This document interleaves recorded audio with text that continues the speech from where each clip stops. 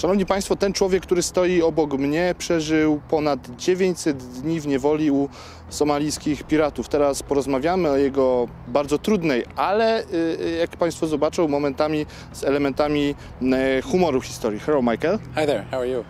Thank you, fine. And you? Much better now, thank you. I heard that you are a fan of Manchester United. Yeah, I was advertising for them for about a year and a half, yeah. Could you say something about this story, about the T-shirt? Yeah, sure. So, of course, I didn't have very much to wear when I was in Somalia. My clothes got ripped when I got captured, and so the pirates would give me and other hostages just cheap clothes that they had probably gotten from other ships, other cargo ships. And one of the shirts they gave me was a Manchester United shirt, and so that I had to wear that so much that it turned up in more than one proof of life video. And when one of the pictures went out from one of those videos on an article that I wrote about the whole ordeal right when I got back, a reader wrote in and said, it was a British reader, a soccer fan, who said, bastards are making him wear a Manchester United shirt. I'd be pissed off too. Okay, you were captured in January 2012. Yeah. What was the first thing in your mind? The first thing I thought about was my family, as a matter of fact, because I knew that kidnapping was a risk there, but when it actually happened, I thought this is really going to be hell for my family. And the second one? I thought, well, fuck. No, I mean, I thought, well, there has to be some kind of way out of here. I have to be able to get out of here somehow.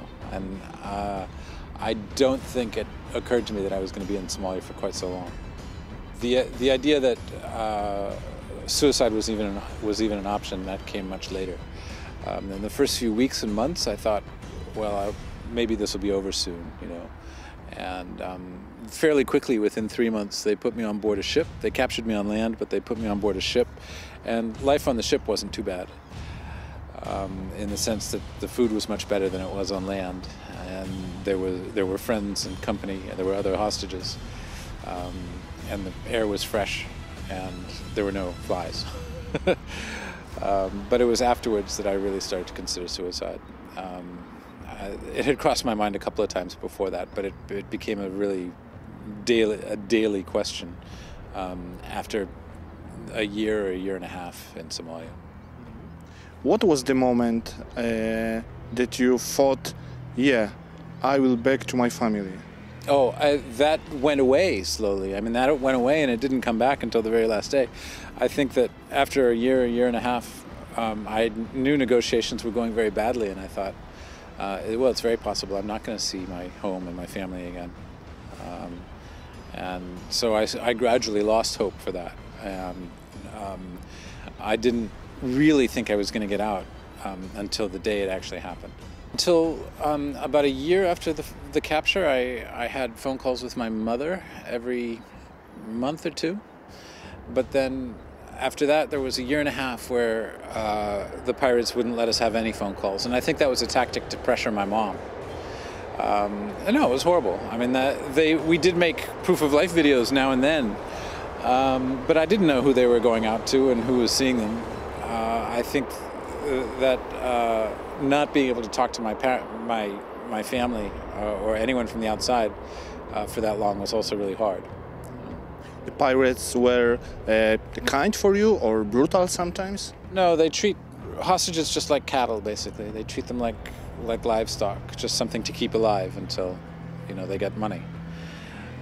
So no, they weren't particularly kind. There was a guard team around me all the time of at least 10 men, and about half of them could talk to me. You know, they had a little bit of English and I had a little bit of Somali, and we could have conversations. The other half, they didn't care at all. They didn't even want to hear Somali from me, you know. But no, there were a few guards that I got on human terms with, for sure. But that doesn't mean that they were treating any of the hostages nicely. Is it true that after this situation, one of the pirates wrote to you on Facebook? Yeah. Yes. One of the gentler guards, actually, a guard who was never actually actively cruel to me, named Mohammed. He wrote me a message after it was all over. He found me on Facebook and he sent a message. We never became Facebook friends, but we had this messaging conversation back and forth. Is he blocked on Facebook? No, he's not blocked. Actually, he's under arrest now. As a matter of fact, he's in jail. But he did have a profile, but we didn't connect our profiles. We just messaged back and forth, and he actually helped verify some facts for me for the book. So I bounced some questions off him while I was writing the book.